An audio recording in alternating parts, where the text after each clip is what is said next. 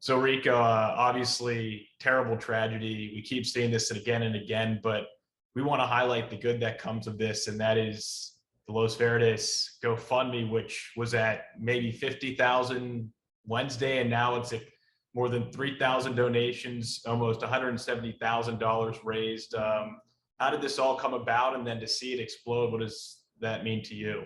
Yeah, totally. So, initially we saw the news break out, like everyone else did across the country. And we were talking about it amongst like our members in Slack. And I brought up the idea. I was like, y'all, just knowing the community that is Uvalde, just where they come from, predominantly a Latinx community, predominantly a community of immigrants from Mexico, realizing financially this is a tough thing to have to go through. And it's tougher for anyone, emotionally, financially, but specifically this community, a marginalized community. We thought it was super important for us to use our platform and make an impact, because that's something that we're about as a supporter group, is making an impact within the community. And that's in our backyard. These people are our community. And so it was important for us to start this GoFundMe. And then to what you said earlier, from there, it like truly took off. Like everyone started sharing it on their social media platforms. We had people in different businesses that caught on to that they saw it, and they wanted to lend their business to like raise funds through raffle tickets. And then just yesterday, all the players shared it. I talked to Brad Stuver at his meet and greet, and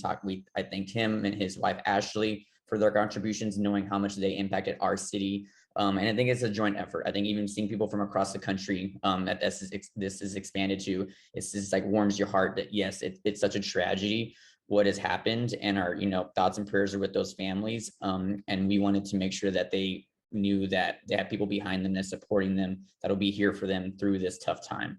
Any death is sad, but innocent lives, children's lives. I mean, I just feel like just got a little bit of chills just hearing you speak on that regard. So when you have kids that never even got the chance, could have been soccer fans, or and that certainly has hit home hard for all of us. Yeah, it's young lives were lost way too soon, and these kids had a lot to live for. And we're gonna do everything we can in their honor to make sure that this doesn't happen again to other kids, because it has to stop somewhere for sure. What about the details? So I'm reading on the poster on the GoFundMe. So all the money is going to go right to the families. Correct. Yes. So what we're doing, and I'm working hand in hand with the partners at GoFundMe, and as well with the city of Uvalde and city officials there, to make sure that these go directly to the families that were impacted.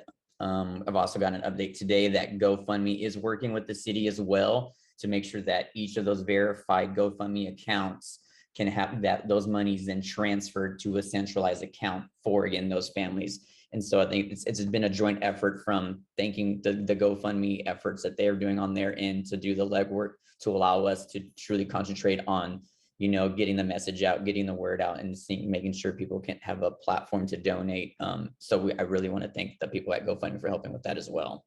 And so we'll obviously share and we have shared the link, but this will be left up there, and it says the goal right now is 200,000, but the plan is just to kind of leave it up and see where it goes. Yeah, correct. Yeah, there's no end date here. We're going to continue to leave it up. There's other things coming up next week that we're going to help us amplify this GoFundMe. So we'll continue to bring people along through the updates of the GoFundMe page. And just want to thank everyone's support. It's been amazing.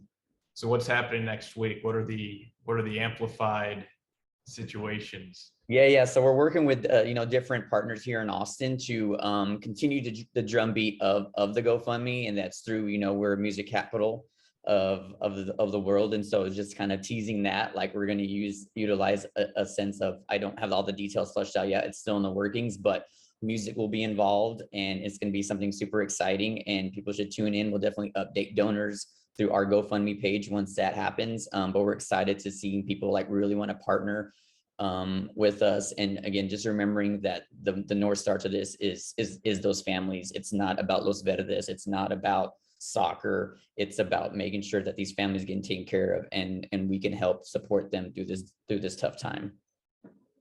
Thanks, Rico. Anything else that you feel like you want to share?